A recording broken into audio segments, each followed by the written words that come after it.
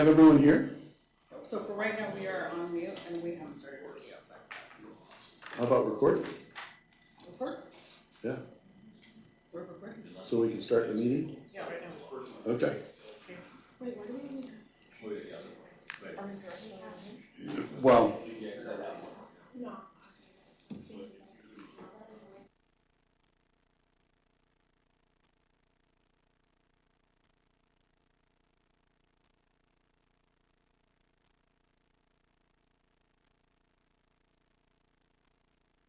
Oh, okay, it wasn't a second. yeah. All right. We will call this special meeting of the Palmer City Council to order for July 17th. I will lean back, that's pretty loud. July 17th at 5:15, well, it says 16 now. So call to order. Madam Clerk, could you call the roll, please? Deputy Mayor Anzalotti. Here. Councilmember Cooper. Here. Councilmember Best. Here. Councilmember Tudor. Here. Mayor Carrington. Here. Councilmember Moline. Here. Councilmember Alcantara. Here. All here. Okay, if you join me in standing, Elizabeth, can we ask you to start us off with the pledge here? To the flag of the United States of America and to the republic for which it stands, one nation, under God, indivisible, with liberty and justice for all.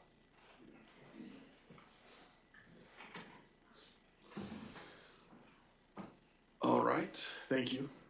Next is the approval of the agenda. Second. All right, is there any desire to modify, change, rearrange? Okay. So is there any objection to the agenda as presented? Seeing, hearing none, we'll consider that unanimously approved. Next we have new business city council interview process discussion. And I think Elizabeth, the HR manager, Elizabeth Doris, there. Hi guys, sorry I didn't realize this mic wasn't on. Good evening, council members and Mayor Carrington.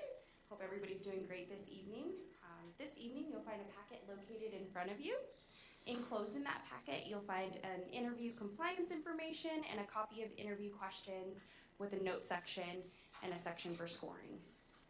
Please note that all notes taken will be collected at the end of the interview and retained for a designated period of time. The interview process will remain the same as it was previously, with the exception that all interviews will be done via Zoom. Each candidate will have a designated period of time, which is 45 minutes. As previously done, Mayor Carrington will be asking you questions. This evening we'll be conducting 3 interviews starting at 5:30. Do you have any questions that I can answer for you? Anyone? Okay.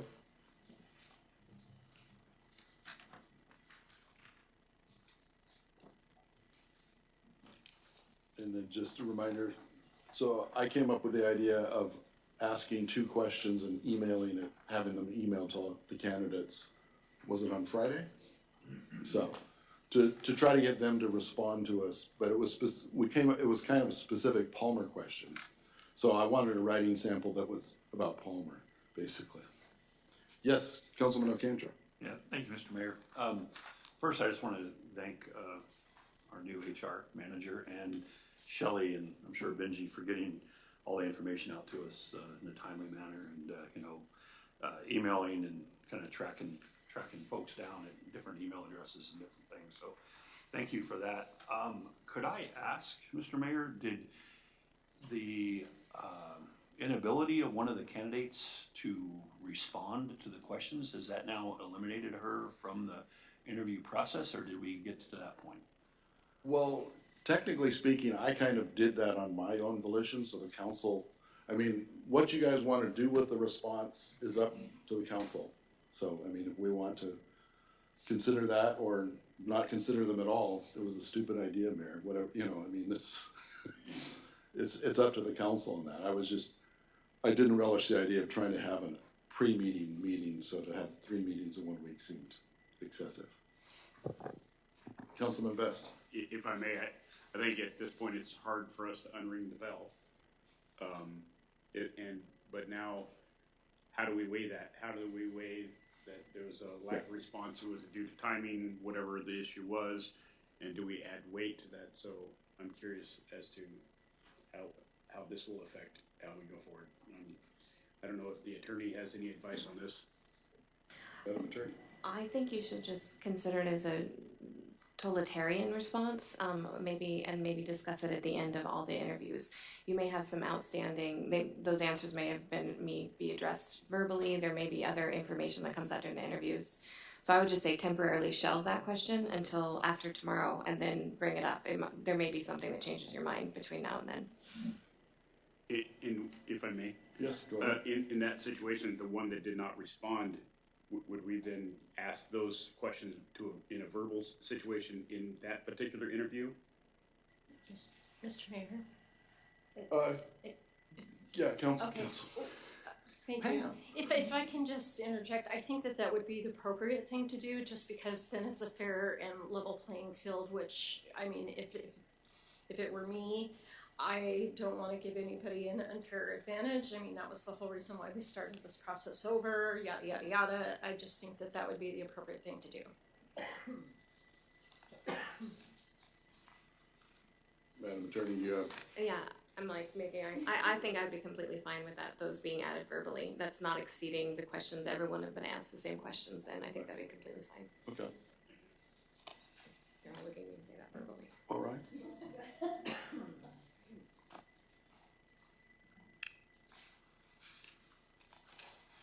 Any other points from the council or questions?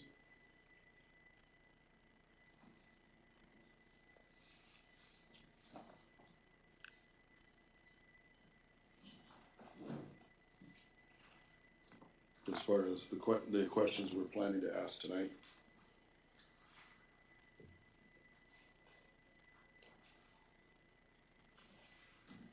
I'm sorry, I was thinking about cookies. Can you repeat the question? So the actual questions we're asking tonight they're in front of us. I guess I was going to point out I picked a zinger for the first one, and we don't have to do that one. I mean, if you guys object to any of them, we can just not ask it. But for some reason, I liked the idea of poking with a stick to the bear. Councilman Best? No, I completely agree with you. How the role of the manager and council in that relationship and how they see it is, I think, very important to how we do business here. Because we don't want to get off on the wrong foot if somebody comes in with a completely different perspective and a misunderstanding of the roles and responsibilities of everybody.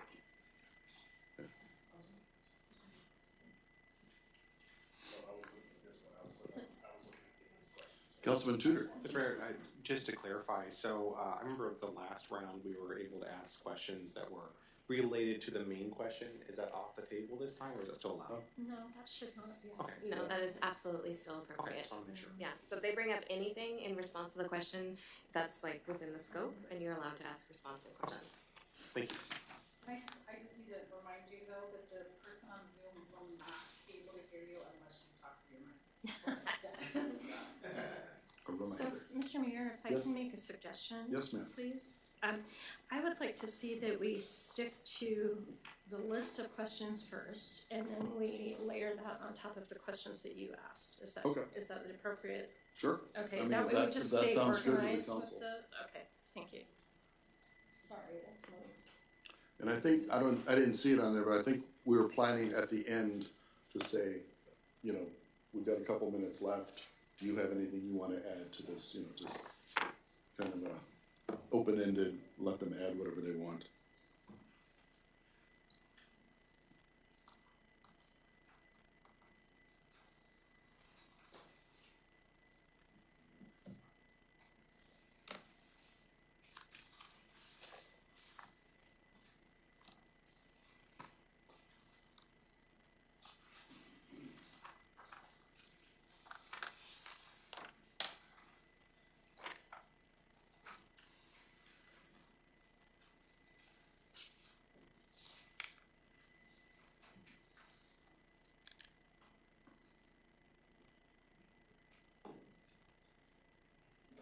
Mr. Mayor.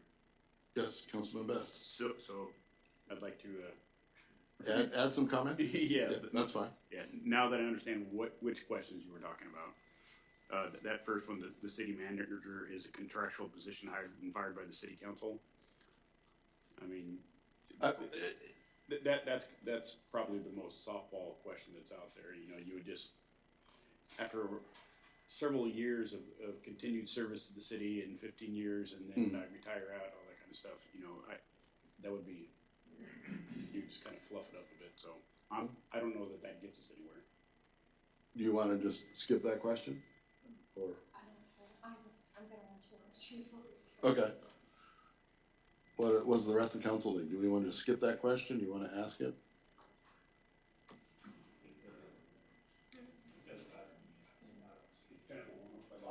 A warm-up question. As long as you're comfortable with my first time through the process, that you're gonna be able to get through the process in 45 minutes per candidate. Well, we'll see. Yeah.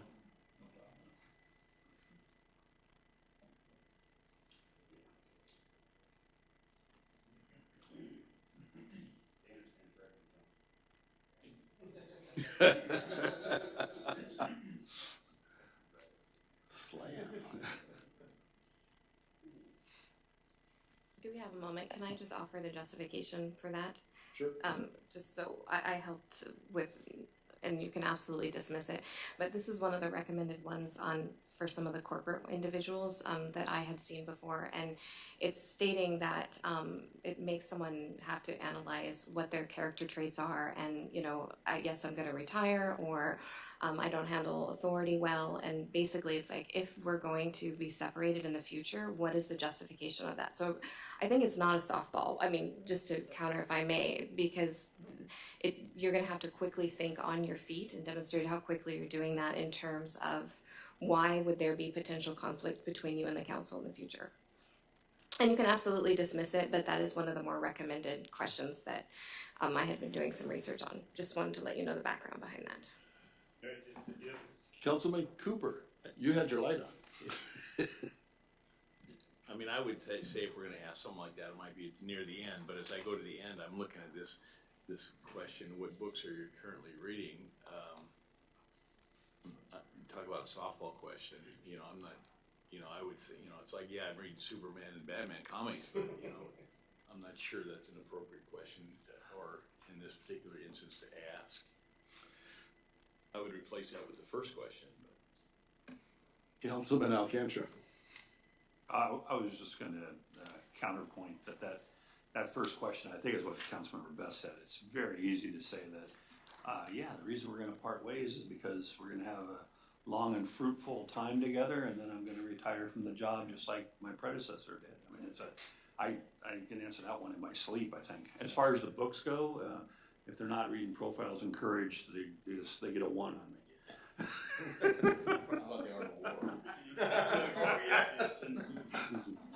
Councilman Best. Thank you, Mr. Mayor. And I heard what the attorney had said about the question, but if you read the question, it doesn't talk about conflict. It just says parting ways.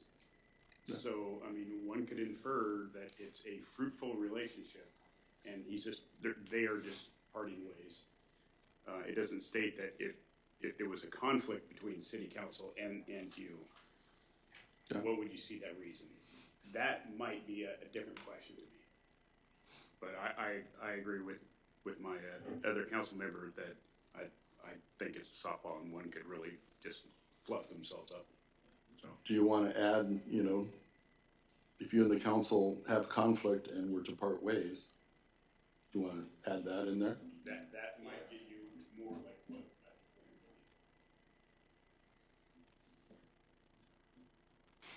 I think. If you're going to add that, I would suggest potentially moving that question to further down the road, maybe right before the books question. I mean, I think that's if you're going to, I don't think you want to start from a place of conflict right away. Like, hey, we're worried about conflicts with you and us. So I think starting with your management style maybe, and then ending it with that question would be a more appropriate way to go about it. Councilmember Moline.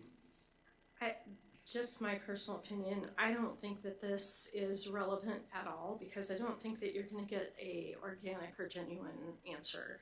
What I think is the better question is the number one question on your supplementary ask, and that's the after reviewing the City of Palmer Charter and Code and Ordinances, please explain how you believe a manager and council lead process works. I think that's just more. And that's part of that other set? You're right. Okay. I think that should be the number. I mean, that really is the juxt of what we're trying to get to here, is the guts of Okay. the interview. That's just my recommendation. Right. So we need to get started here. Councilman Cooper. It's just really quick. I'm just wondering what the thought process was behind the very last question about the books. I'd like to I see think that it needs to removed. go, to be honest. I think the thought process was it's a snapshot into personality. Like where some of the that- council members Yeah, afterwards isn't that got, like saying, what sports are you interested in? Do you like Yeah, FIFA? Do you Yeah. like football, or basketball? what books you're reading. Personality. It just gives you an instance, like Kind you of know. car do you drive? You know? No, I would prefer to scratch that question. That's. Are we talking about the first question? No, The last. the last. Books. Okay. Yeah. Well, I'm still working on the first, so Okay, we well, want let's to just work on cancel the first one? and- That's fine. No, I want to move the first one towards the Yeah, end. I would replace, personally, if we're gonna ask the first question, I would replace that at the very end, after you go through everything and then say, hey, by the way, if we part ways, how do you see that happening? I'm good with that, but I think that the very first question needs to be out of date. Well, we can Is do- this yeah. supplementary And question? we can do that and then just Okay, move this one to the yeah, end and get let's rid do of that. the books. Okay, and then can we, Oh, wait, I'm trying Okay. to follow this. Okay, so So what what we're, are we doing with the first question on the, on the sheet, right? Are we adding the conflict part? yeah. I don't know. I think we're in agreement that the very first question that you have on your sheet moves to the bottom. The very first question that we ask them as a supplementary question, after reviewing the City of Yeah. Palmer Code and Charter, that should be the very first Yeah. question. And then, and that one that we're moving gets the modification to it that we had talked about. If we have conflict and where to part ways. Conflict, absolutely. and then eliminate, yes, eliminate books. Thank you. Okay, so moving the first question on there to the end. Killing the books. And then the first question becoming after reviewing the City of Palmer Charter and Code of Ordinances, please explain how you believe a manager council lead process works. Right? Is that, okay, I'm just trying to make sure I follow. Yeah? Okay. So, do we have someone waiting? Do we? Well, I'll move it. Oh, okay.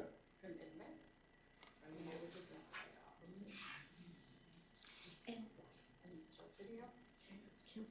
And then just grab it. Move you over there. All right. Do we have Mr. Zimmerman online? Here, sir.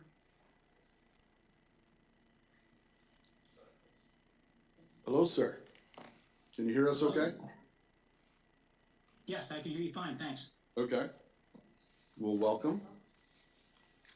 Thanks a lot. We have some questions for you. Okay, And the first one might sound familiar. After reviewing the City of Palmer Charter and Code of Ordinances, please explain how you believe a manager council lead process works. so yeah, that's the one I just answered. There's a couple different ways of looking at it. And looking at your charter, I got the impression that it was the council that provides all the guidance and leadership for the most part, and the city manager is the one that executes those directives, to the best of their ability. It's also seems like a very strong manager central management process. It seems like, because I've been reading some stuff on your website, and I saw in the meeting, Mayor, where you made some comments about out of order about the strength of the manager running the superintendents in town, and quite frankly, I agree, because that's one of the challenges I'm having here with some of my department heads, because it's a very centralized power with the city manager. And sometimes we have issues with council going past the manager to department heads and employees, and it causes issues, so that makes sense. All right. Any Councilwoman Moline, did you have Sorry. a follow-up? Okay. Next is, what is your management style? Please illustrate how your management style was utilized in the following scenarios. Conflict between departments, the hiring or promoting of an employee, the firing or termination of an employee. Alright, so the first one was a conflict. Had one of those recently between two of my staff members, and I brought them into the room and discussed the issues with both of them at the same time until we came to an understanding and a resolution. The third one actually just happened, the termination of an employee. One of my least favorite things to do, especially one that I don't condone, because council made that decision without consulting me and ordered me to do it. And so I had to do their dirty work, so to speak, and they didn't even talk to me about it ahead of time. So that was not a pleasant experience. And the second one was about promotions. Yeah, hiring or I do promotion. that. Yeah, I do that through council. We have personnel committees set up where when we hire people, we kind of do the same process you're doing, where you kind of weed out the applicants and then you interview certain people, and usually the most qualified applicants, and then that goes to the personnel committee. Personnel committee will make a decision, and then the personnel committee takes that to council, and then they discuss it at the council meeting, executive session, and then make their decision.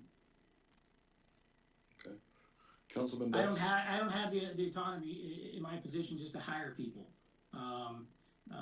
I can fire somebody, but it takes council's permission to do that. Councilman Best, you had a follow-up? Yes, so this would be along the lines, so our city is set up to where council isn't involved in the hiring or firing of employees. And I think Yes. that this question was actually talking about your management style. And, in your hiring and promoting of employees, I think maybe that's where the question was leading more of to your management style. Oh, yeah, so, thanks, sir. Yes, my style. My style, I think you've already kind of noticed, is kind of relaxed. It's a teach, coach, mentor style. It's a discussion style. It's let's work together on this style. Let's discuss this. I'm not a micromanager at all. I do like to delegate and check on things, but I do like to give my superintendents the leeway to make decisions. I always tell them you got three things you can do. You can make the right decision, you can make the wrong decision, and the worst thing you can do is not make any decision at all. And whenever they make a wrong decision, which isn't very often, I still support them on it, and we work through it until we get a resolution. I'm not one of those guys that's in your office all day long or constantly checking up. If that happens or comes to a point, then we have a problem. Councilman Tudor, follow-up? Mr. Mayor. So I'm going to part B of this with promoting an employee. Let's say you need to promote someone because in an open position you have, let's say, 3 good employees that you are kind of choosing from. How would you decide who to promote?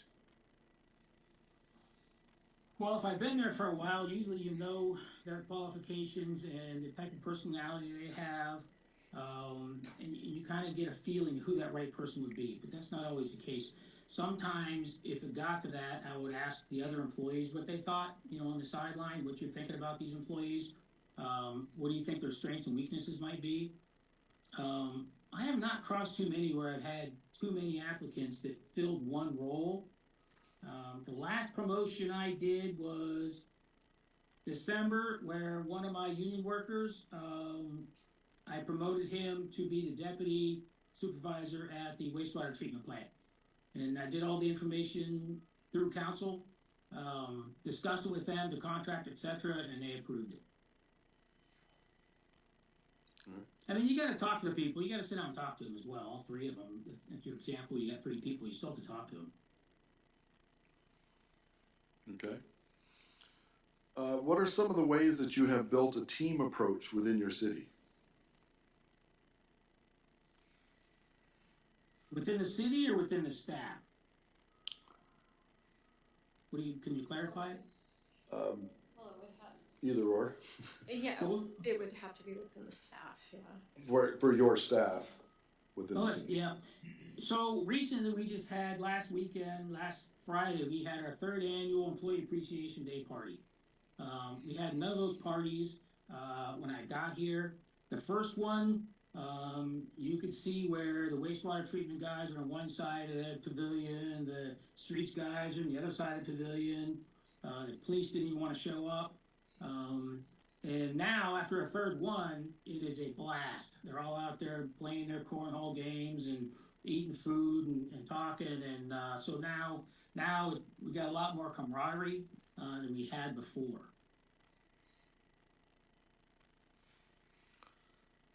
Any follow-up from council? Councilmember Moline. Yeah, thank you, Mr. Mayor. So to kind of transcend upon that, or to maybe expand upon that, but transcend to the council isn't necessarily an employee, but how would you bridge that gap between what you're trying to build with camaraderie between the employees, but also you have a council in which you want to communicate with and build camaraderie with as well? How would you approach that? So they're all invited to the party. They don't always show up, but they are invited to the party. They're part of the planning process. But me personally, as a city manager, usually once a week or every other week, I'll invite a couple council members out for breakfast. And we will sit down and discuss issues. And you can't have more than 3 council members in a meeting together, because of the sunshine law stuff. So usually just maybe 2 will show up. But periodically, I'll try to go through them all so we can just sit down and talk issues and, work through their thoughts and ideas and stuff of what's happening. And I can also brief them on what's going on in the city with issues, with state agencies, with what's going on with the employees, etc. So that's the big thing I try to deal with them on that. Okay.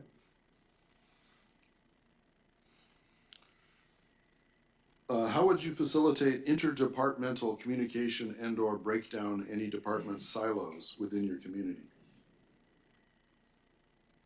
Interdepartmental. Well, they gotta meet. One of my pet peeves is superintendents who just live in their office. And all the departments work together. So wastewater treatment plant depends on streets for personnel and help. The codes office depends on the police department and vice versa.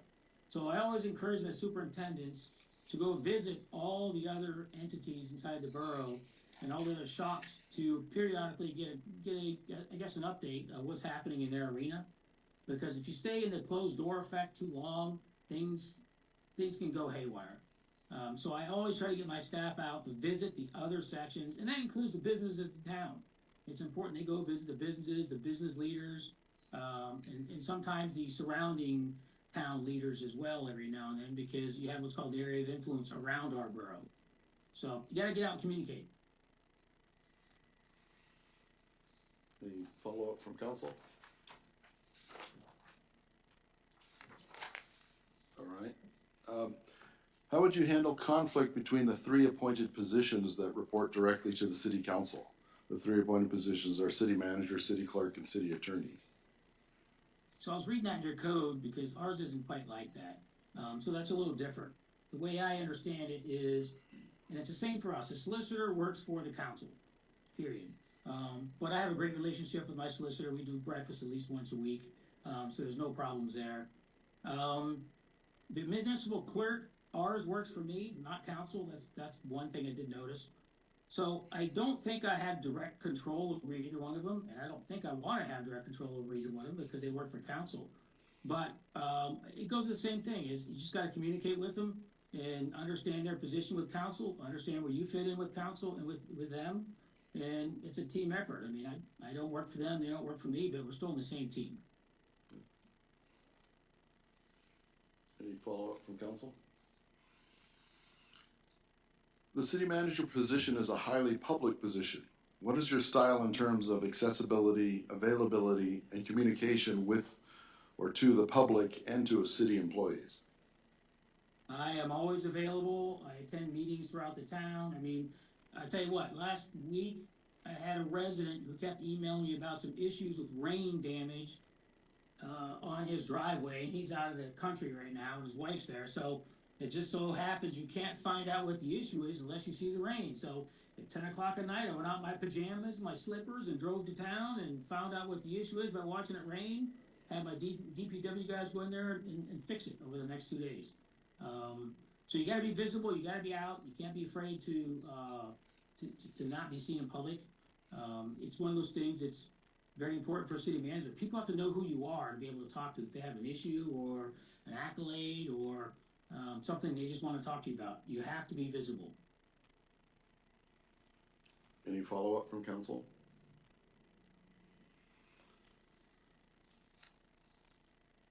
Has the community that you worked in dealt with highly politicized issues with the opposition on both sides? If so, please explain how you handled that situation. Political issues. I can't say they really have. No, I can't say there's been any really political issues at all. I wish I could answer that one, but I don't think I can. I mean, but political issues, you got to listen to both sides. I mean, the city manager's in a political position. He or she needs to be. And you're going to have differing views from everybody in different things. They can't always agree on everything. Even I don't agree with them on everything. It's just people, it's just life. But you got to be able to agree to disagree.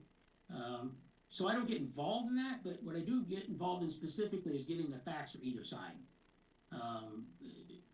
You got one faction has an issue, you got another faction that has a different point of that issue. You kind of got to get the facts on both sides and find an even ground for them to discuss it. And sometimes it won't work. Some people are so set in their ways it won't change. The city works with and can also be in competition with state and borough interests. How would you handle advocating the city's interests in these hypothetical situations? Fire and rescue. Political offices. There's specifics here. Fire and rescue have a shared service contract with the Mat-Su Emergency Services. Mat-Su would like to expand their services. How would you advocate and resolve those competing interests? I'm sorry, the connection broke out when you started the sample. Please. So, about fire and rescue have a shared service contract with the Mat-Su. Okay, fire and rescue. Okay. With the Mat-Su Emergency Services. Yeah, we'd have to talk to Mat-Su Borough about that. Sit down and talk to their, I guess, what you call the borough manager, and his staff, and along with our staff. I mean, that's something that you got to work together on, one way or another. That's something that it's going to take some teamwork, some coordination, and maybe take some political clout.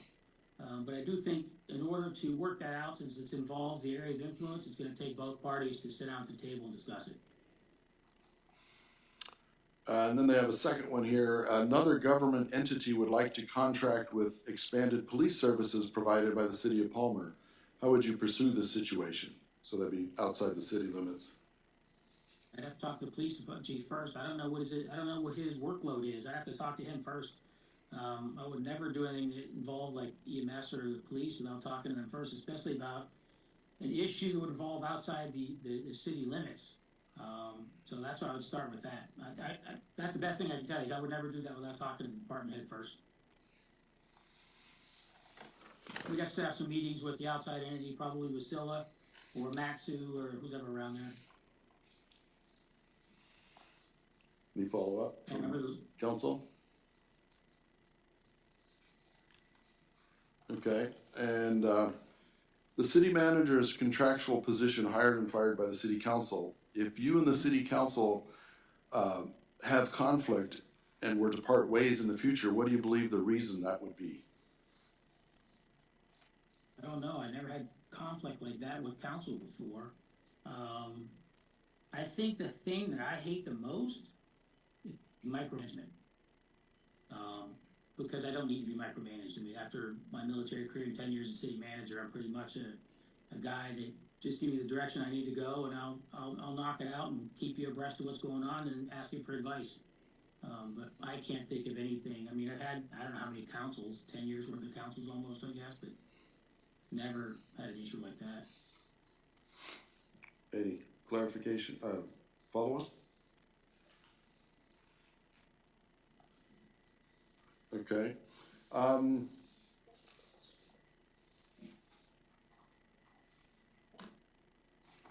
Oh, just ask that one?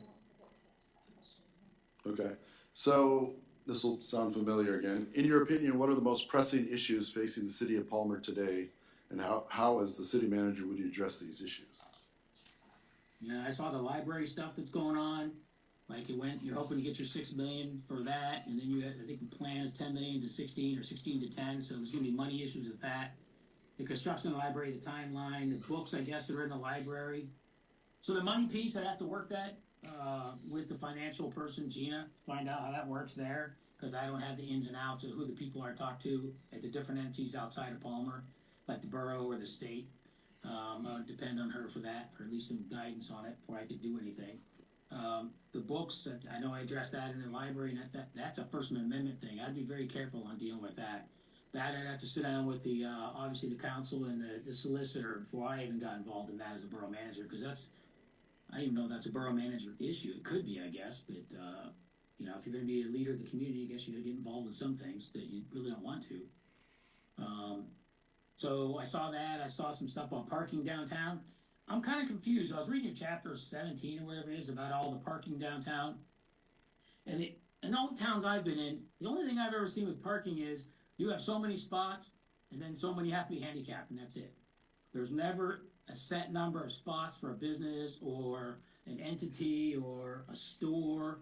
I was surprised that you allocate, maybe that's the way they do in Palmer. I'm not saying it's a bad thing. I'm saying I've just never seen it done like that. So I can see that's a very emotional piece for some people by reading some of the minutes and stuff. You know, I was surprised to see something there about parking enforcement, that the parking enforcement's an issue. I always thought that was part of law enforcement, but good luck with that because I got a police department here too. Let's see what else is on there. I thought expansion. I saw some annex stuff in there. We're talking about expanding or annexing some I think some land into the town of Palmer, and then the sewer and water stuff too. I saw you were trying to work some issues with sewer and water, and that's always a challenge.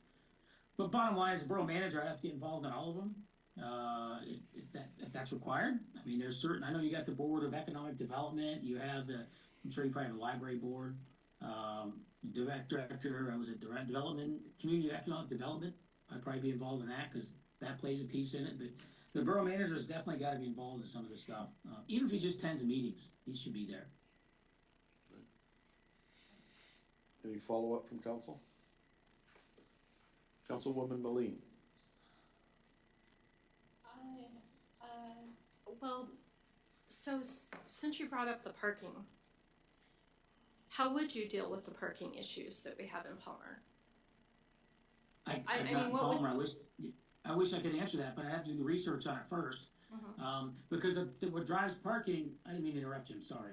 No, that's okay. I just, I guess it sounded as though you had familiarized yourself with the issues over parking. You were kind of, you know, had some, not consternation, but just kind of some confusion over it. And I just thought that maybe you had some thoughts on it. Well, parking is one of those emotional events for people. We have 3 big parking lots in the borough here that's run and managed by what's called the Parking Authority. All right, I finally convinced council to abolish the Parking Authority because the only reason a parking authority exists in Pennsylvania was back in the 40s and 50s. The boroughs, towns could only borrow so much money, so they set up authorities so they could borrow money for the boroughs. That doesn't exist anymore. So the usefulness of them doesn't exist because all they are is three people that run it, but they have no staff. Every time they get an issue, they got to come to me and say, hey, I need your streets departments to do this. So really, we're just feeding ourselves. I'd have to read that code, and I started going through it before the meeting, and there's some things in there that are kind of unfamiliar to me, to say the least.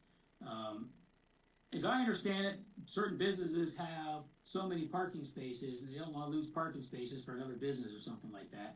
And I saw some stuff in there about lots, about developing some lots downtown. That's doable, but all that stuff costs money, and it's not cheap with paving and stuff. For me to get into the details on that, I really can't because I'm not real familiar with the code and what is going on with the people, what their decisions are behind it. I wish I could answer more better, council person, than I can. Thank you. It needs to be addressed, though, I agree with you there. Any other follow-up from council? So I think that's all of the questions we had. Is there anything you want to add? You know, we've got a couple minutes left. Do you wanna I add was on anything? time for the third time, so can you imagine how on time I'd be if I lived there? So I appreciate it, and I wish you the best of luck, and I hope to hear from you again, and hope you guys have a great night. All right. Well, thank you. Thanks a lot. Take care. Have a great evening. You too. Thanks. Quick question, Mr. Mayor? Mr. Mayor? Oh, you can go first. Oh, sorry, I just a real quick question, which I should have asked beforehand, and I apologize for not, but these supplemental questions, are we rating these? I forgot to ask. Yeah. We are rating them. Is that the expectation? So I think the idea is we put that when we were talking about it earlier, just want to understand Okay. Oh, okay, that's okay, thank you. Just wanted to make sure you weren't expecting. Councilor Tudor. That was my question too, and I was gonna suggest if we were, we could always use the score for the books you're currently reading, since we're. Right. Yeah, that's totally fine. They don't want to miss anything. Yeah. that would get a little bit complicated with us re-asking the question, opposed to like what they're saying online and what's on paper. I think that would That's fine. Oh, you're suggesting she should have a microphone? There are people listening in to the public meeting, so. Yeah. So, Mr. Mayor, just to clarify, I think what she's saying is just don't re-ask these questions that, for the people that have already answered them, the supplementals, but to the people who didn't answer them, ask them to them. Is that what we're agreeing on? Okay, thanks. Well, that was the first question that I asked. Did you? Because Was the, it got confusing, Mr. Mayor, I'm sorry. well, that's why I was trying to clarify before. Right. Yeah. Yeah, exactly. So we don't have to necessarily rate it, but I think we should go ahead and start with the one. Okay. We need to. So if They I'm, could read what they wrote. If they remember. Councilman Cooper. Well, my thoughts on that are, regardless of what they've written, and obviously they've had an opportunity to read the question prior, that, you kind of look at what they say as well. And I don't have a problem with actually writing on a score number on the questions that we ask them, because we're asking them all those questions anyway. So, all this paperwork gets turned into the HR, so, because we did ask the very first question as number one, Yeah. I just scored that one on the regular sheet, and then I just put the other scores on this paper. So are we agreeing to score? Is that what we're doing? I would think so. so if I may, I just want to get the Yes, clarification. Madam Attorney. So we're replacing the very first question with the first supplemental question. Yes. And then the council's going to score the verbal response, not the written response. Right. And then the last question was the second supplemental question. That was the very last end question, and that will be that's replacing the books question, or following that, and that will be scored the verbal response, but not the written response. Yes. Plus, we're still asking the first question, but at the end. Correct. I got first one modified, second supplemental question, and then so I've got like arrows on I'm not that good at juggling. That's why I was asking for clarification before. Okay, I'm sorry, just, Mr. Mayor, I just wanna make sure I got this right. So we're scoring both the responses for both the written questions on how they respond verbally, and we're not just combining them two into one score, those are two separate scores on the 1 to 5 scale? Right, you're just scoring the verbal answer to the question. Okay, so it'll be two. And then I don't know what we'll do with the written. We'll talk about that later. Well, okay, so, hold on. Yeah. Okay, hold on. She's got it on. Okay, that's not what I heard. So I just want to make sure in my little brain that I've got this right. Okay, because what I heard is that we understand that they had a written to number 2, right? Right. Okay, But since they're doing a verbal confirmation of that, and they're discussing it with us verbally, we're rating them on the verbal answer, not the written. Correct. Okay, I just wanted to make sure because that was counter to what you said there in the last statement. Okay, my mistake. Thank you. So our next person's not till 6:15, right? So it must be time for a break. All right, we'll stand at ease or sit at ease.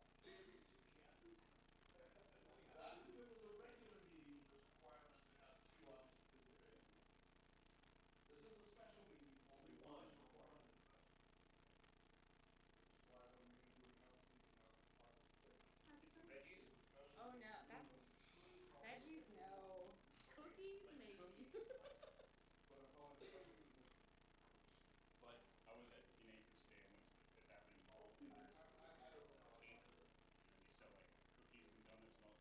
Have you eaten there? I have. I had like walnut tart. So good. So rich. Yeah, just a black coffee please, and be able to cut it a little bit. But yeah, I hear that. They're I really don't good eat though. much sweets. Yeah.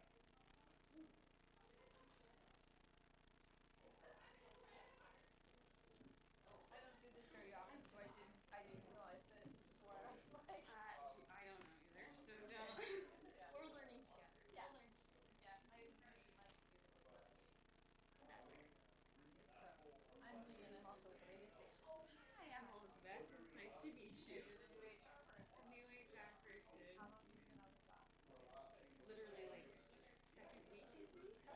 Yeah, so kind of learning it right now. So this is a new experience. Great. Have you been to one for meetings before? Oh, yeah, I've been to a lot of several meetings before, but I don't come very often. I get it. It's nice to be here every once in a while, right? Change of pace. Yep. Are you local to Palmer Oh, or yeah. Wasilla? Yeah, I live here. I live downtown. I'm from Wasilla. I've gotten a lot of interesting reactions when I say I live in Wasilla. But when we moved here, that was the only place we could find a house. I have 3 kids, so the only place we could find a house that could fit all of us. Right, you do the best you can. There's not a lot of housing in Culver City. And then, the greater Culver area, there's tremendous growth. That's the one thing that's constantly the traffic problem is because of all the subdivisions being built just outside the city. And where are they gonna shop? It's kind of a nice problem, but Yeah, and true. It's a double-edged sword.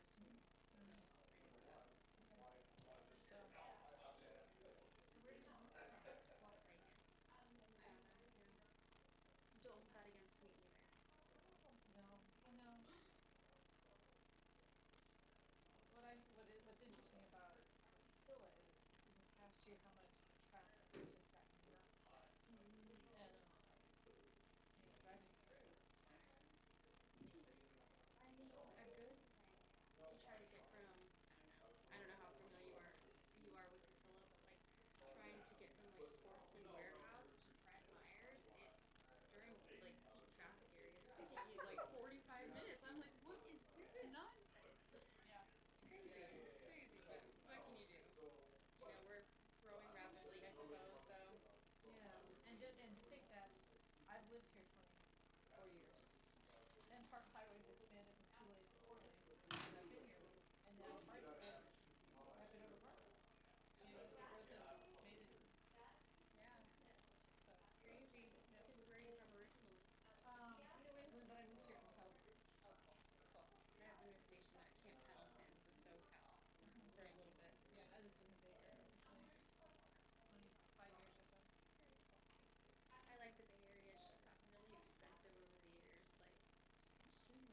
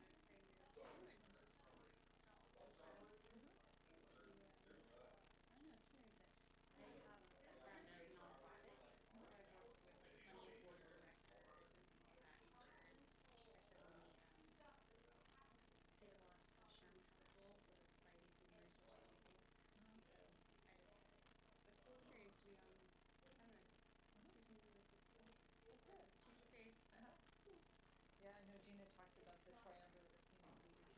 Right. Right. There. Did you get food? I didn't, I'm good. I'm good for now. Maybe I'll take a look after the second break, because we've only got 30 minutes left. We're getting there. Gotta go push a button. I paused the audio recording, but the video recording, I just let it go. Because if I pause it, it has to start a new one. Okay. So, let's get ready to pause the audio, because, well, you can't really hear it, all the mics are off, so you don't hear it so much.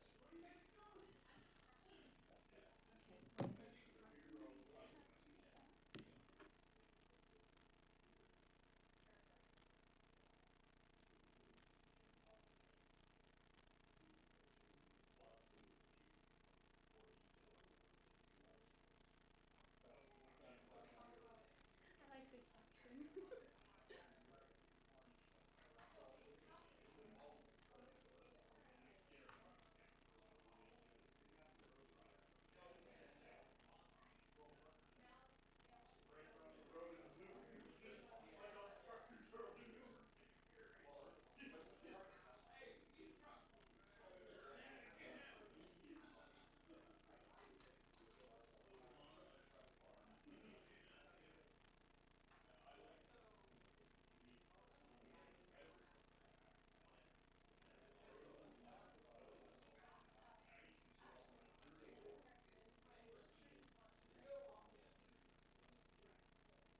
Good evening, Shelley. Can you hear me?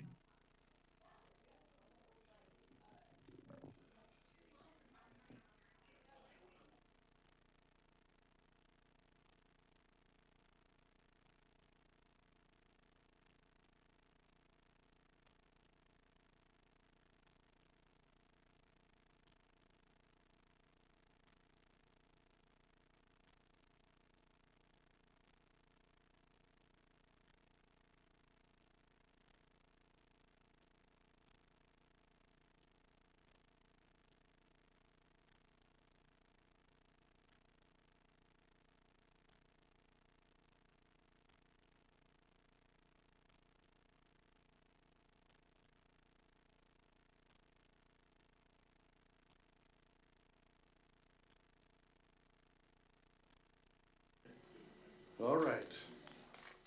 The magic clock says 6:15 now. Okay.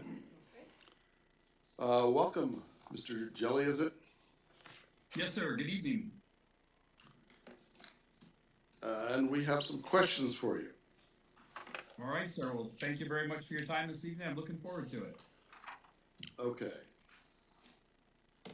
Starting with this one, right? This might sound a little familiar. After reviewing the City of Palmer Charter and Code of Ordinances, please explain how you believe a manager-council lead process works. Yes, sir. So, I think your local government construct is very clear. City council, city manager form of government. The city manager is the executive authority for executive administrative authority for all those actions, personnel and administrative for the city, but ultimately carrying out the objectives, the goals, the policies of city council. I don't see the city manager as an independent entity. I see the city manager really as the executive arm of the direction of the elected officials. I think also it goes hand in hand. The city manager is the representative of the city staff back to council.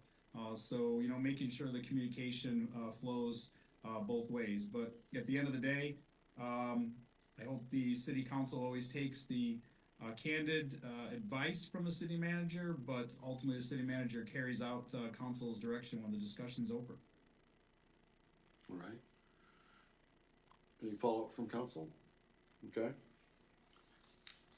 Next is, what is your management style?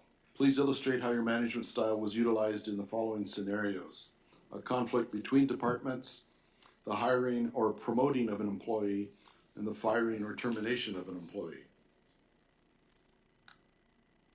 So I think, my management style ultimately, I think I would say I'm a decisive leader. I am someone that likes to gather the information, gather the pertinent facts, try to weed out the hearsay, the rumor, the innuendo, the drama. I don't need 100% of the information to make a decision. I just need to feel like I've got good, solid facts. So I think, in the scenario of a disagreement between departments, again, I think it's a great opportunity for the city manager to listen to his senior leadership team. Again, take in all the facts, weigh the pros and the cons, possibly communicate those things informally to council to understand what's going on and get council's perspective or potential feedback if it's a critical issue. But I think, again, giving a prompt decision in which you are willing to stand behind and remain consistent with. As far as the situation where, did you say the hiring or firing of an employee? Is that the scenario you gave? It was broken out to hiring/promoting is one category, and then firing or termination. Sure. So I'd say that, hiring and promotion again, I like to again stick to the facts. Look at what an individual has done. Compare resumes. Have a set of questions, if you will, designed to bring out what an individual has done. I'm looking for people's performance. What are things that have you accomplished? What are things that you've been able to do? Just difficult situations you've been able to work through. So again, I like a committee process for some of those, similar to what you're using now, to allow different individuals to hear from different employees, because everyone's got a different perspective. But if we're talking about adding somebody to our team, it needs to be somebody who doesn't just fit the manager's way of doing business, but fits in well with the overall management team. As far as the firing of an employee goes, I'd like to say in today's, workforce, we don't have the luxury anymore of lots and lots of people for these jobs. We've got to really more than ever, dig deep with the people that we're investing in, recognize when somebody is blatantly doing something against policy, against rules, against the values of the organization, versus somebody who may just need a little help working through things. So I like to be progressive and see that supervisors have been progressive. Again, we don't have the luxury of people lining up to take these really difficult tasks on. So I think making good use of the investment we've made, trying to get the most out of our team over the years. And again, I go back to saying again, I feel like I'm decisive with these things. Once I've made a decision, I stick with it. I support it, and I don't linger a long time on it. None of the situations that you described have any benefit by a manager lingering or appearing to be waffling on a decision. And not to be confused with taking the appropriate amount of time, but not to appear to be stuck in the middle waiting for someone to push them in the right direction. Any follow-up from council? Councilman Tudor. Thank you, Mr. Mayor. So when it comes to hiring an employee, let's say you had two candidates apply, one of which has a better resume and more experience in that, but the other one has the personality just clicks with you a lot better. What would you prefer? Do you have an inclination one way or the other, hiring someone more based on personality or more based upon their skill set? Well, I would say, likely the employees, the manager be hiring are going to be department head level, and I don't know that necessarily having immediate subordinates that necessarily are your same personality style, identical or similar, is more beneficial than somebody who's got a track record of accomplishment, a track record of getting the job done, being able to build, maintain a cohesive team, and have a record of accomplishment. I was sort of raised by the military, and have a pretty decisive, firm communication and leadership style.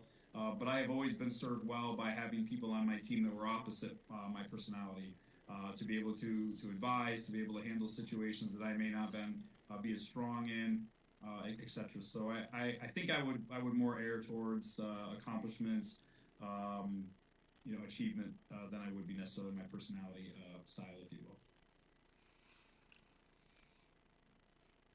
All right. What are some ways that you have built a team approach within your city? So as you all know, the bulk of my career has been spent in emergency services. So, I've been building teams since my first fire chief's job at age 21. So, again, I think I look for, for a well-rounded team, for people that are, really highly disciplined technical-wise, people that have, really good people skills, and everybody's not going to have all those. So, but I'll go back to my city manager experience in the city of Ogdensburg. I inherited mostly a team of the number twos or the number threes in the organization. The number ones had either retired or left, and the city was in really bad financial shape, and not able to pay all that well. And so, but really important was quickly reestablishing a team of high-performing individuals. And what I realized was some of those individuals would come by way of direct hire employees. Some would come by outsourcing things we may have not thought or traditionally outsourced over the years. Some of the team came from temporary people that came in and brought a particular skill set to solve a problem or bridge a gap that we had until we then could look to somebody for more steady state. So I think I've always tried to look at what the organization needs and then go find the talents, the skills, and the individuals needed to do the job. Again, as an incident management team leader for FEMA, you get dropped in any community USA with very little notice prior to a large significant weather event or just after it, and you've got to build a team of all disciplines, all functions.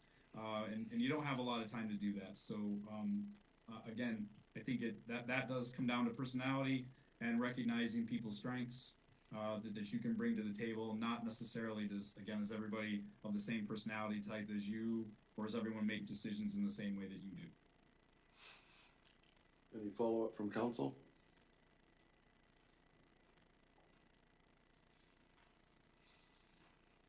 Okay.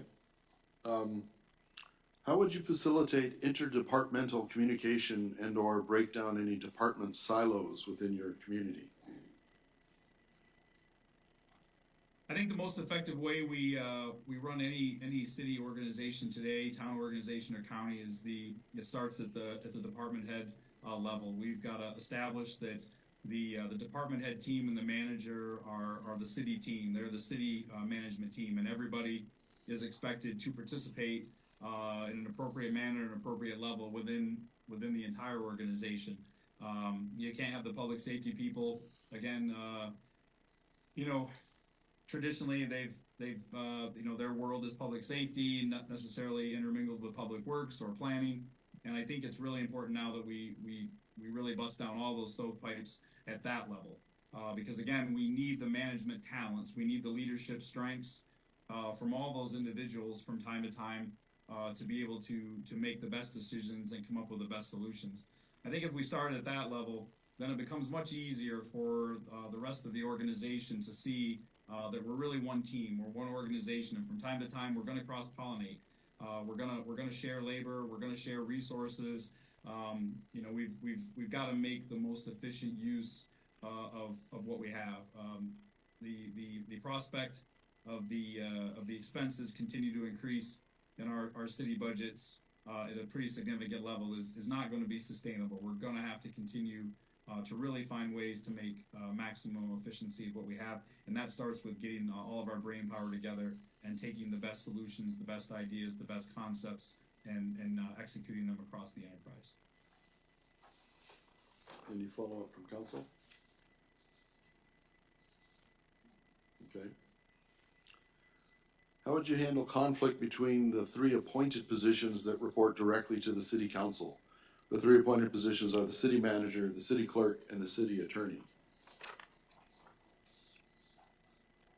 Well, I see all three of their functions. Their relationship with council is pretty similar, and I see those as the two, really significant peers to the city manager. So, I'd like to believe that that would be a really high priority relationship that the city manager, the clerk, and the attorney would work to foster all the time. I think there certainly would be at times professional differences or different opinions, but we're able to work those.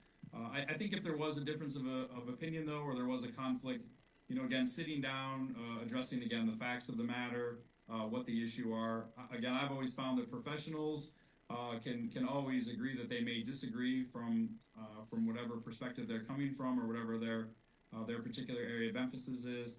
But I think keeping the decision, the discussion civil, and again, recognizing that those two positions really are equals, if you will, with the city manager, and have got the same high level of responsibility in advising council.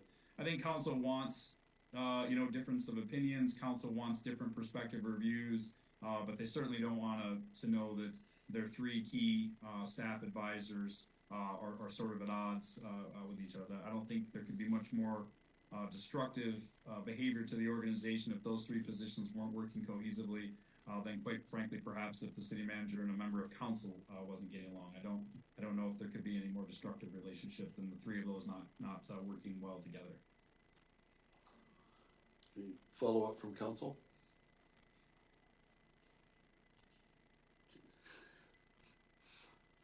Okay. The city manager position is a highly public position. What is your style in terms of accessibility, availability, and the communication with or to the public and to city employees? I've been a 24/7 employee my whole life, and I don't see that changing. With this job, I think the city runs around the clock. The city manager has to be available around the clock, whether it's to be out there for an emergency in the middle of the night, whether that's to be at a meeting in the evening, whether that's to be at a special function in the weekend. I think this is a position that has to be visible. This job, from my perspective, one of the primary duties is really representation, representing the city, ensuring that the council stays informed of what's going on, the good, the bad, the ugly, the great events, the things that happened that were not so great, the things that council needs to be informed of before they hear it on the news in the morning. So I feel like for me, I've always been a hands-on leader. I was a hands-on fire chief for the better part of 2 decades. And I think in cities the size of Palmer, it really serves well that that the city manager is known to all the frontline employees. So when I was in Ogdensburg, I was at any major water break. I was present for any significant storm. I helped out during any significant snow removals, and I was there for the large emergencies and managed them appropriately if I had to. So again, I think visibility for this position builds the trust and confidence within the employees, and it builds the trust and confidence within the community when they know that you really understand them, you understand the community, and you understand the diversity within the community. I think it goes a long way when a decision has to be made on a particular topic that may be somewhat controversial or differing opinions, when people know that you really did your level best to understand all the perspectives before making the recommendation or the decision. Any follow-up from council?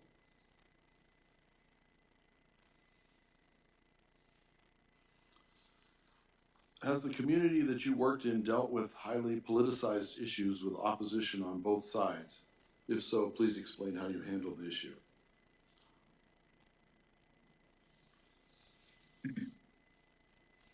I'm not sure, Mayor, there's a community in the country that isn't dealing with some sort of issue today. I feel like we're 50-50, 48-52 on about every issue. Yes, I've worked in my last 2 positions were in communities that had people of absolute polar opposite opinions. And again, I feel like it is incumbent upon any of these executive level positions to do your level best to remove any personal bias, not to give any factual or perceived notion that you are tilting in one direction to the other for the benefit of any particular group or another. I believe these executive jobs really function to bring council the facts. What are the facts? What is the information council needs to know? The financial impacts, the community impacts, the service impacts. What are the highs, the lows, the pros or cons? There'll be a lot of other people bringing in the emotion, the passion, the concern. I think these executive jobs have got to remain steadfast in the facts. And again, I find that most people can respect that. If you're sticking with the facts, you're sticking with the things that are in your purview, and not stepping outside your lane and interjecting a lot of personal opinion. Any follow-up from council?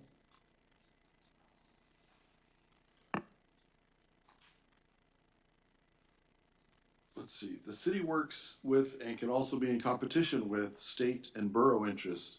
How would you handle advocating for the city's interests in these hypothetical situations? Fire and rescue have a shared service contract with Matsu Emergency Services. Matsu would like to expand their services. How would you advocate and resolve these competing interests?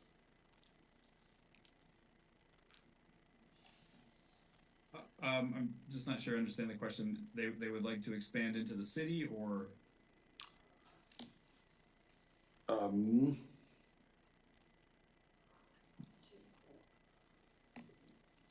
maybe read to me again. Yeah, go ahead, Councilmember Moline. What's your comment? Thank you, Mr. Jelly.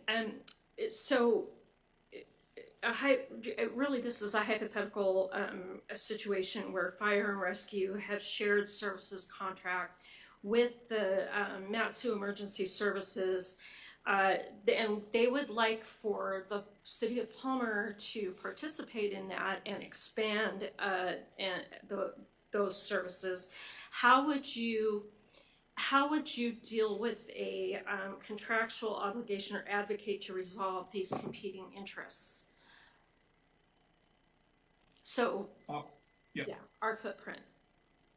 Understand. I think again, I think this is a case like we just were speaking of. I think it is incumbent upon myself and the senior leadership, let's say in the fire department, to again ensure that we have all the facts. We understand the impacts of what is being requested of us, what we would need, what the financial impacts are, what the service improvements or decrements may be to the people of the city, and again to engage with the city leadership team, because you never know who's impacted by change in service delivery.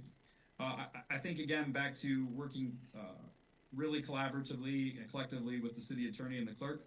Again, so we bring to council again the information well organized, what the request is, what the impacts would be to the city, and ultimately a recommendation.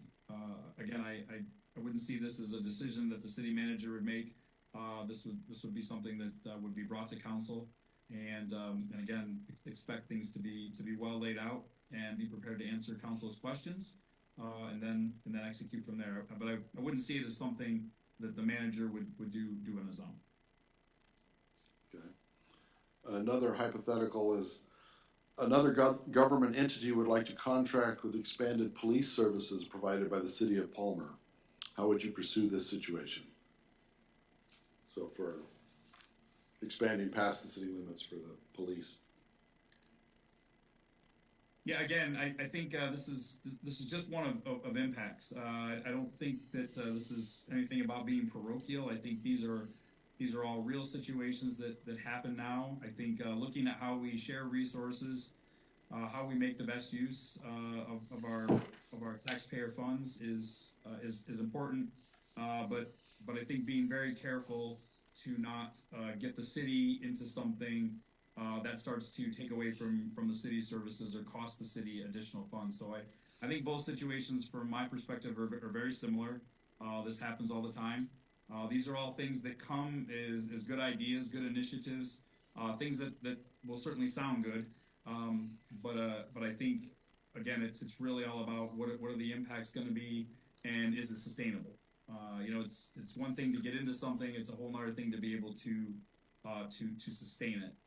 I think as we talk about this, you used the first couple examples of public safety. I would say, just in doing some research about this position, I noticed your public safety budget, has gone from 38% of your total expenditures just 7 years ago to 45%.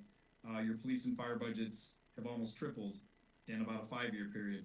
So I think those are the things that have to be looked at. Those are the things that just creep up on us over time. So I think, again, looking at all those impacts, the short, the long term, and can we sustain it?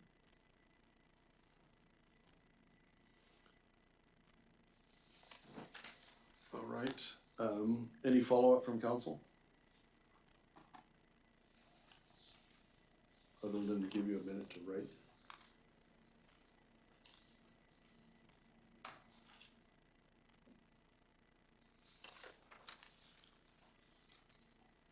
The city manager is a contractual position hired and fired by the city council. If you and the city council were to have conflict and were to part ways in the future, what do you believe the reason for that would be? I ultimately believe it would be because the city council has determined that I am no longer serving their best interest. That would be the only reason. I am again a leader, as I said earlier, that understands my position in the organization. Again, I believe you're hiring someone with a lot of experience, education, and expertise to bring you that information, but you ultimately have to have someone that serves you and serves you well, or serves the body well. So for me, I feel like I've been in public service really my entire adult life. I understand that there's always somebody giving directions, and for me, it really is. I want to come and serve, and if I'm not serving you, then I shouldn't continue to serve you. But I can take difficult direction. I can take direction that I may not necessarily agree with. I can take direction that may be against the advice that I've given the body. But at the end of the day, I feel like I'm a mature enough leader to know sometimes the the shoe doesn't fit, if you will. And if council determines that's the case, then I would accept that decision. Any follow-up from council? And another one might sound familiar. In your opinion, what are the most pressing issues facing the city of Palmer today, and how, as the city manager, would you address these issues? Well, again, I think as I put in my written response, from a very outsider perspective, it sure appears to me that you have a well-run city, and you have a lot of great things going for your city. Revenue is steadily increasing. You've got people moving to your community, so I think you're doing a lot of things right. My assumptions are handling that growth is probably a challenge for certain. I think all good communities in this nation are struggling with that now. You want to grow, you want your community to thrive and prosper, but you want to do it in a way where you don't lose the essence and the spirit of your community. So just from all I've researched and read, I think the growth that you're seeing likely is a challenge in a community that may have differing opinions of how that goes. Again, I don't want to make a lot of pre-assumptions. It seems like from some of the questions there that have come out through the question process, the city manager leadership with council, or the communication with council, seems like something that this council wants to ensure either remains the way it is, or it's been something that needs to be improved upon.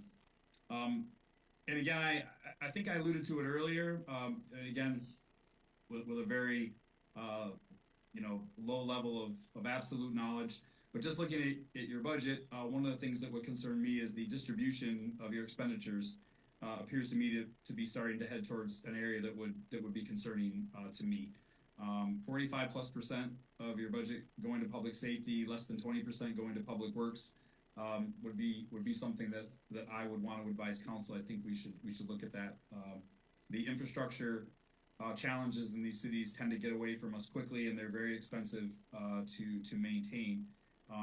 So seeing public safety budgets having tripled in the last 5 years, and some maybe a little bit more,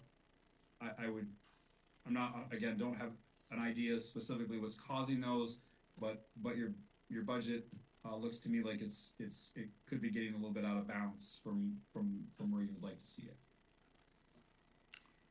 Any follow-up from council?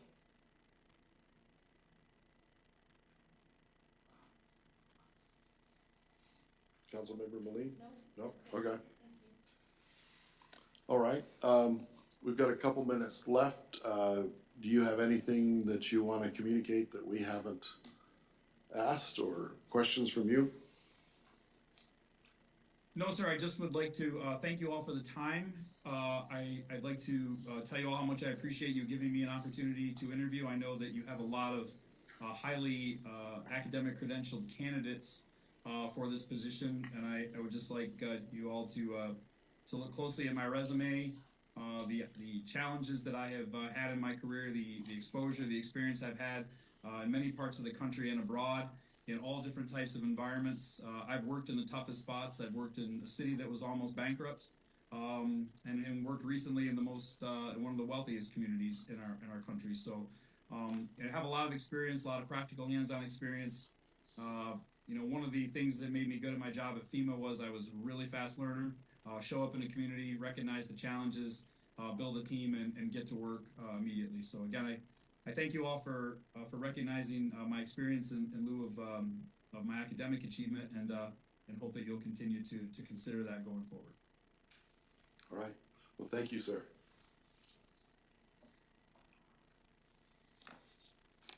Mr. Dunn.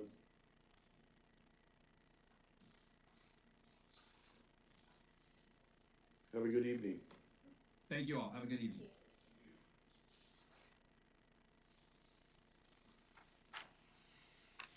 Mr. Mayor, Yes, ma'am. can I make a request, please? Sure.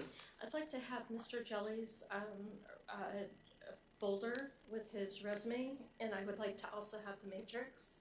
And I'd like to see that, please, if I can have that. There should be a folder with the resume in it, as well as his. I think we had a matrix as well that we had previously. I'd love to see that, please. Thank you. Yeah, it must be time for another break, huh? Yes, please. Yeah.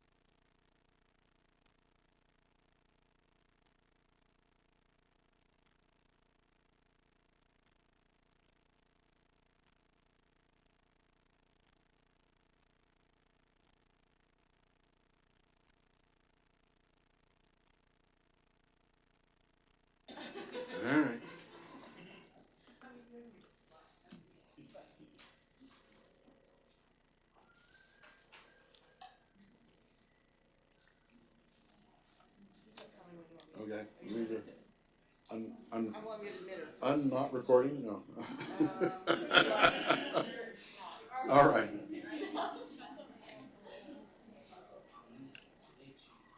Good evening. She's connecting. All right. It says it's connecting. She's connected. Okay, So she can hear you. there we go. Good evening. And you can hear us? I sure can, yes. Okay, all right. We have some questions. And this might sound a little familiar. After reviewing the City of Palmer Charter and Code of Ordinances, please explain how you believe a manager council lead process works.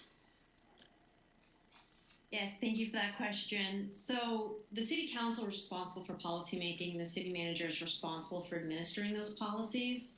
Essentially, the city manager manages the operational needs of the government and while following the applicable laws. But it's also very important to note that a collaborative approach to governance is in the best interest of the community. So as a city manager, I believe it's in the best interest of the community that I discuss with the city council and the mayor how proposed policies may or may not impact departments, both positively and negatively, because well-informed decision making only promotes for a healthier and safer community. All right. Any follow-up from council? Okay. What is your management style? Please illustrate how your management style was utilized in the following scenarios: conflict between departments, the hiring or promoting of an employee, the firing or termination of an employee. So my management style tends to be direct, but also I allow directors and team members to teach me how they like to be managed, because not everyone responds well to direct communication. Some people like more of an informal communication style. They want to send text messages. They want to send a quick email. They don't need meetings set up routinely. So really, I will tailor my management style dependent upon the individual that I'm dealing with. Like, for example, I had an airport manager previously that did really well with a little bit of lack of supervision, and he was allowed to put in place policies that I approved. He could manage his team members well. There was no need to step in and kind of oversee him directly. And then I had another director that needed more of that oversight, and I was able to step in, help them create policies for them, help them with their employee problems. If there ever were an issue that just seemed like they needed a little bit more of a hip-to-hip interaction. So again, my management style really depends on the person that I'm actually directing as well and working with. And as far as hiring people, I'm happy to report that since I'm finally no longer the acting airport director for Merrill Field, we've hired someone after the position's been vacant since November 2023, so I've been filling in that position as well. And we did a nationwide search. We ended up finding a candidate that had Alaska experience, and I really focused on what the previous airport managers were really lacking, and that was experience in basic operational needs. Either sometimes the previous airport managers had executive experience, but they didn't know how to talk to the mechanics and the maintenance crew, or kind of bring both worlds together a little bit. So this new candidate, I took the time, a lot of time, and very thoughtful consideration, multiple interviews. He flew up to Alaska and he met the team. I made sure that the department was comfortable with this person, and then we offered an employment for him and he accepted it. So I really had a thoughtful process when it came to hiring for this particular department, because we had gone through several iterations with some previous directors that just didn't work out personality wise. And then as far as firing, of course, I always give people the benefit of the doubt. I use my resources, like human resources. I follow an established process. If there's an issue that comes up with a director, I document it. I allow them to do course corrections because I feel like it's very important that people are allowed to make mistakes and not feel like they're going to be fired right away, because that's not an important part of learning. Learning is through mistakes as well. So if those course corrections don't take hold, then I proceed with the next steps of documentation, bringing in an HR. We do counseling at that point. And if the counseling has to continue, then it gets a little more firm. We have work plans. And then if it does work out, that's great. In this particular case where I had to fire this director, it didn't work out because the insubordination and the facts leading up to his firing just weren't conducive to a cohesive work environment for that department. Any follow-up from council? Councilman Tudor. Thank you, Mr. Mayor. As far as conflict between departments, could you elaborate on a scenario? Let's say you have two departments that are publicly bad-mouthing each other. Could you kind of elaborate on how you might handle that? Well, first of all, I would bring in those directors and sit them down. We'd have a very frank conversation. Publicly, we need to be a united front. We need to demonstrate to the public and to the taxpayers that we as directors know what we're doing, and if we're going to resolve conflict, we need to do it in a reasonable way. We don't go out and we don't bash people in the press, and we don't go out and stir controversy within the community. We need to discuss these issues behind closed doors, figure out a path forward, and if the two directors can't get along, well, then I'll step in and I'll make the decisions for them, and that's just how we'll proceed down that path. Because really, these are I would call them kitchen table kind of conversations. We keep them close to ourselves. We don't badmouth people in the public. And frankly, it's just something that professionals with a responsibility to the community should not put up with.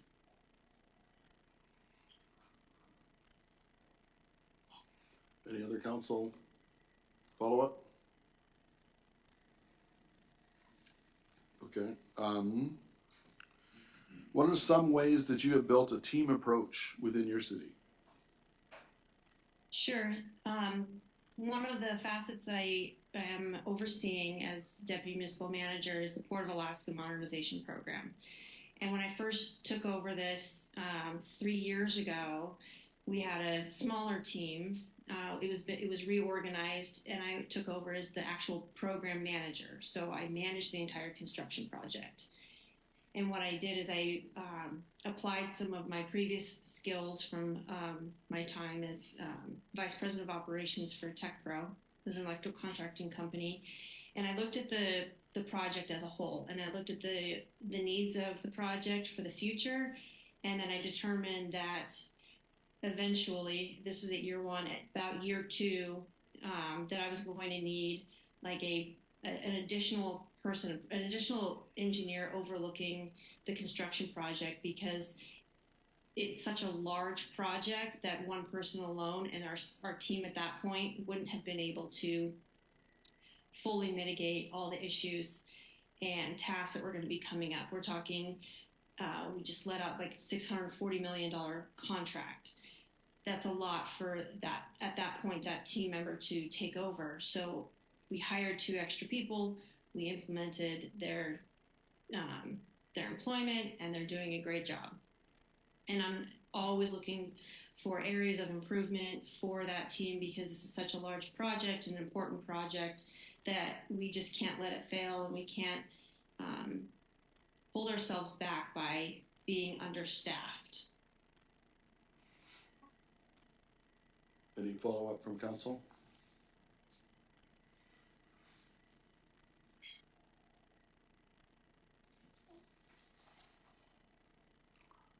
How would you facilitate interdepartmental communication and/or break down any department silos within your community? Interdepartment communications can happen in a multitude of ways. I like to set up meetings with the relevant departments if we're discussing a topic.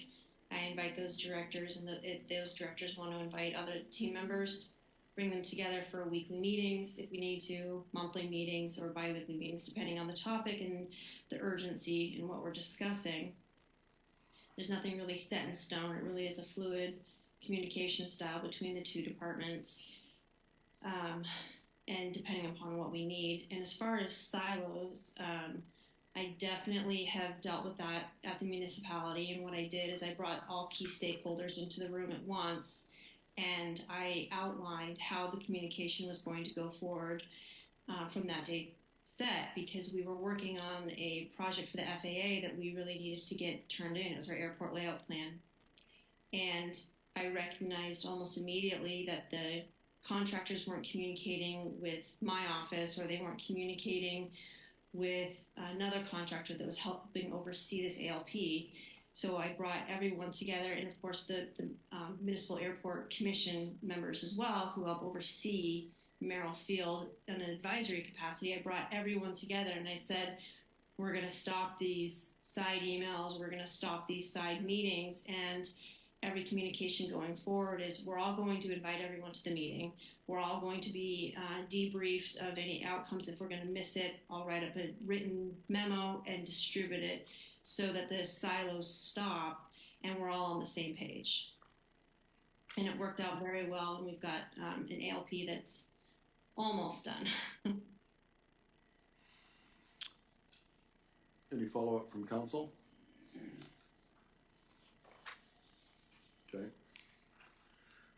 How would you handle conflict between the 3 appointed positions that report directly to the city council? The 3 appointed positions are the city manager, the city clerk, and the city attorney. It depends on the nature of the conflict. Are we talking about policy changes, or are we talking more about how to handle a situation? If it's a policy call, I'm going to follow what's legal. I'm going to follow the advice of the municipal attorney, and I don't know if the clerk's office has an attorney as well, but maybe they do. I know that the assembly has their own attorney here in Anchorage, so listen to all sides, figure out the relevant facts, remove emotion from the statements, because a lot of times people that have strong opinions are emotionally tied to the subject matter. If I can remove that emotion, look at the facts, look at what's best for the community and the taxpayers, that's the route that I'll choose. It's not necessarily mitigating the conflict between the 3 elected officials. It's identifying what's best for the community and moving forward in that path. And it doesn't matter if it's coming from the mayor, the city council, or the attorney. It's what do the constituents want, and what do they really need, and what's the best use of our taxpayer money. Any follow-up from council?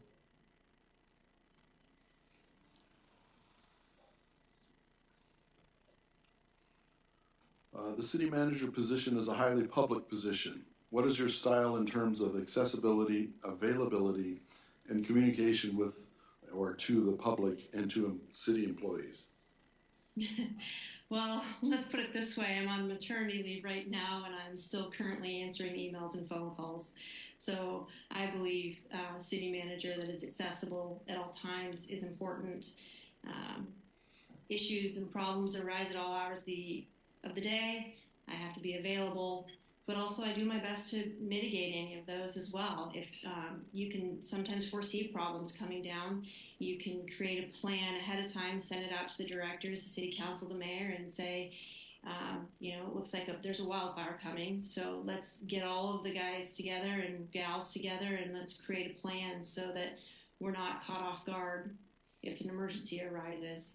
It's really about the pre-planning really helps eliminate some of those last-minute frantic phone calls. But again, being available is important, whether it's a quick text message, an email, a phone call, face-to-face meeting. It is important that the city manager is available, or have a delegate in case there's an issue and they can't be, they're out of town for some reason or another. You'll have a delegate that can step in. Any follow-up from council?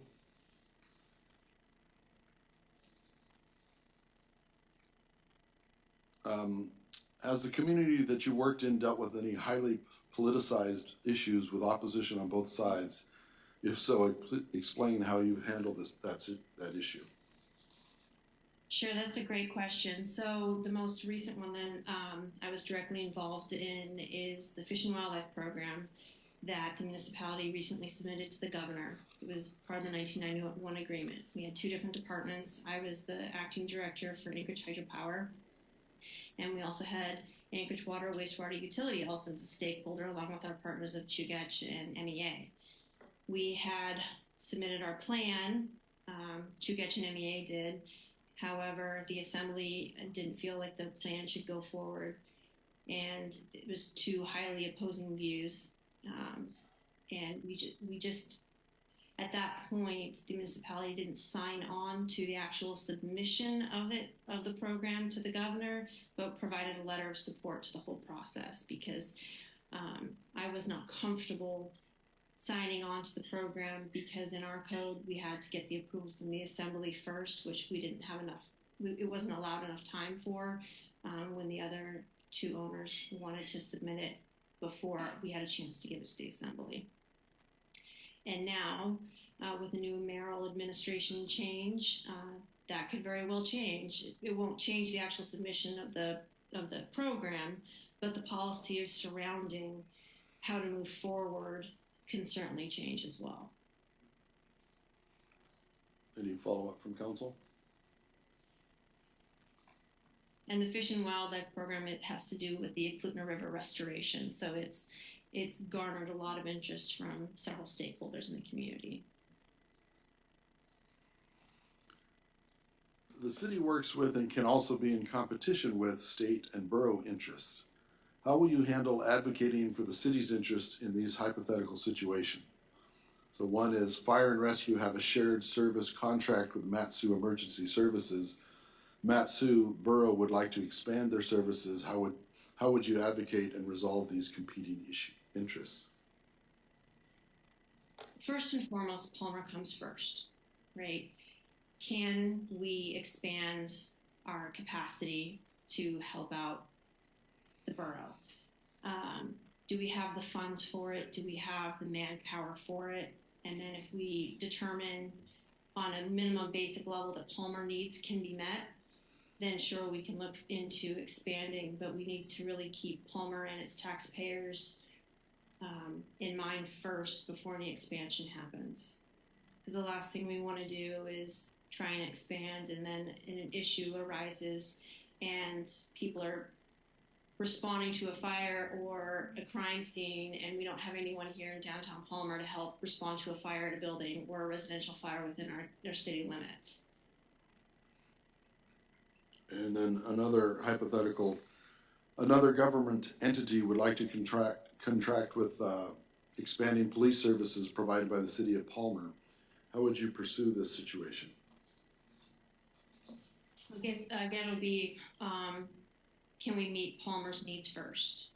I would apply that same practice with the fire request for expansion to the police department. Do we have the capability to cover the needs of our citizens first and then expand outwards? Can we do it in a phased approach? Do we have people that we can hire to bring in, train them up, and then expand? Is it a decision-making process that is an immediate need, and does it need to happen in 2 weeks, or can it happen in 2 years? That would be a factor to bring into the decision-making as well. I would assume that a short timeline that probably no, Palmer couldn't expand to a huge coverage area. But if you give us enough time, enough manpower, and we have time to train people up, then sure, we can look at that. Any follow-up from council?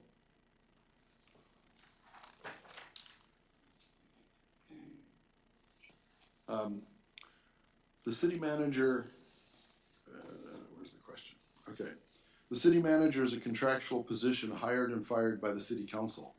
If you and the city council have conflict and were to part ways in the future, what do you believe the reason for that would be? Well, I don't know what the reason, it would be a hypothetical at this point.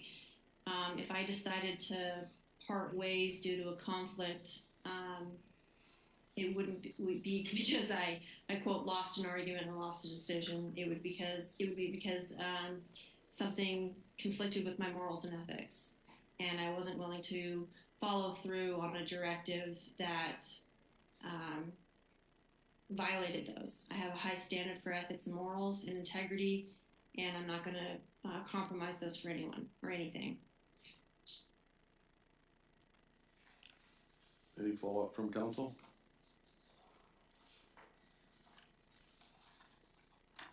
And again, it might sound familiar. In your opinion, what are the most pressing issues facing City of Palmer today, and how, as the city manager, would you address these issues?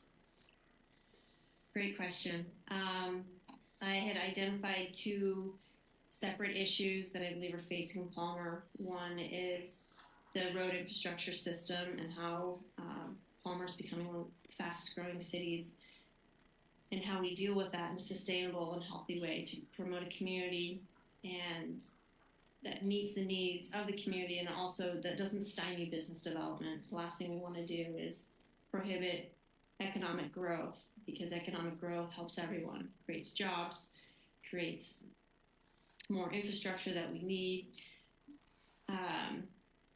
Would you like me to go through kind of some of the issues I identified with the road infrastructure? Like, you would want to conduct a traffic study to determine where your congestion points are. You want to develop your priorities with key stakeholders so that we are meeting all the needs for traffic volume, safety, concern, growth projections, and again, importance to not only Palmer, but how it connects with the rest of the state and surrounding communities, because it's very important to have a strategic plan for any infrastructure development and redesigns or designs, that it's cohesive, so that commerce, like tourism and emergency services, are easily navigable through and around Palmer. And then, of course, we have to have a comprehensive plan that includes pedestrians, cyclists, possibly public transportation, and other allowed uses for Palmer. How does that look? How do we want to incorporate that so it does meet the needs of Palmer and eases the burden of the congestion that just kind of goes through, especially during the summertime that we all kind of face here in Alaska? Tends to be one road in, one road out, which, at times is manageable, and other times, and a lot of times, especially during the summer months, it's not. It gets very frustrating, which decreases the overall quality of life for the community. And of course, you have to have a comprehensive public engagement process and collaboration from all stakeholders. And then what would be really key is creating a construction management strategy plan. And then, of course, a maintenance plan, because the last thing we want to do is burden future taxpayers with financial costs because we didn't keep up or maintain the new infrastructure that we would possibly put in. And then also the second challenge I identified was how the city of Palmer is so unique and characteristically wonderful, because it's got that small city charm, but as I stated before, and as you guys all know, it's one of the fastest growing communities. So preserving that historic and cultural heritage is very important, while enticing developers to come in and create, city parks, housing developments, and entice businesses to stay in Palmer, get them invested there, and make them a part of the community is really important. And I think you can do that through having a comprehensive urban growth plan as well. And that growth plan will be coordinated to support economic development and ensuring that your infrastructure needs are being met with the expanding population. And again, it always ties back again to community engagement and collaboration, because we need to have thoughtful planning and careful planning to preserve what I believe Palmer's core values are. And then again, with that increased population growth, we can still have a sustainable quality of life for the community members. Any follow-up from council?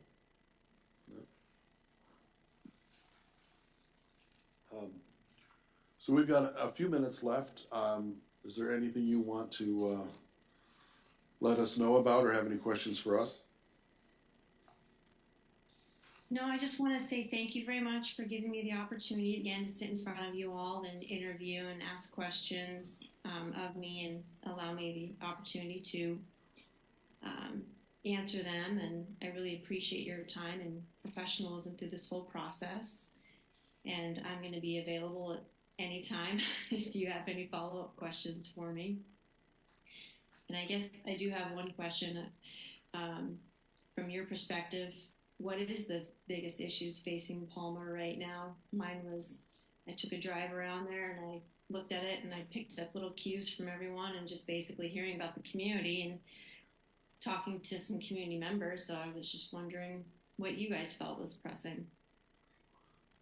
Probably at least 7 different answers, right? Yeah, there's no wrong answer. Anyone want to comment? Yeah, I Councilmember. think. Yeah, thank you, Mr. Mayor.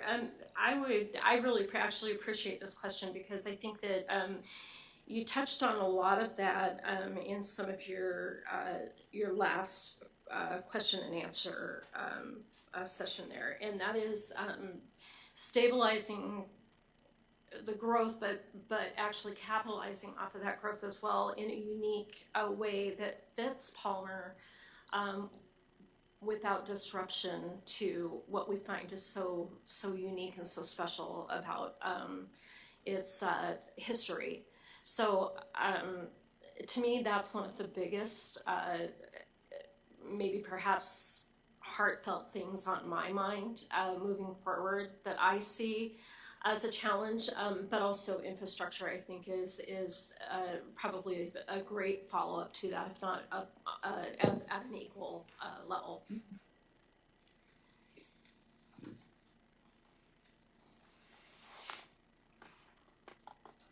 Anyone else? Yeah, thumbs up. Okay, well, I guess that's it. Thank you very much for attending and answering our questions. Have a good evening. Thank you, you too, and have a lovely evening.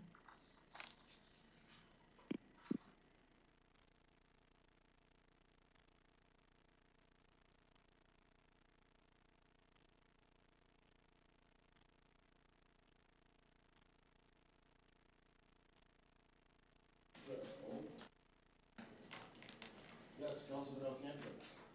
Sorry, Mr. Mayor, I gotta throw my rookie status here, because I wasn't okay. part of the last process. Do we now take the 3 that we interviewed tonight, put them back in this envelope and hand it back to her, or is that the next process? I believe so, but we have one more item we can do and then we can finish the meeting. Ross, thank you. Audience participation. So we'll go ahead, open audience participation. There's the microphone. Okay, we'll close audience participation. So yeah, time to gather up your packets and give them to. We can maintain our other stuff together. I don't know. We'll adjourn. So you turn off.